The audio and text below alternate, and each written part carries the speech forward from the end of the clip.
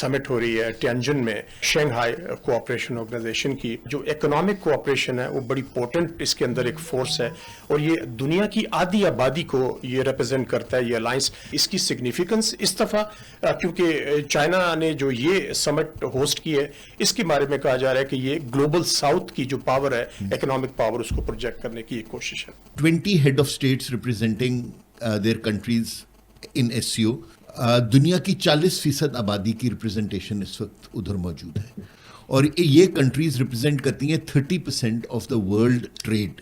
ابھی جو پریزیڈنٹ شی کی جو تقریر ہو رہی ہے اس میں انہوں نے ایک بہت امپورٹنٹ پوائنٹ کی طرف ہائی لائٹ کیا کہ اب دنیا جو ہے وہ ایک یونیپولر ورلڈ سے ایک ملٹی پولر ورلڈ کی طرف شفٹ کرنے جا رہی ہے، پرٹیکولرلی اکنامک ٹرمز میں اور میرے نزدیک تو ملٹری ٹرمز میں بھی.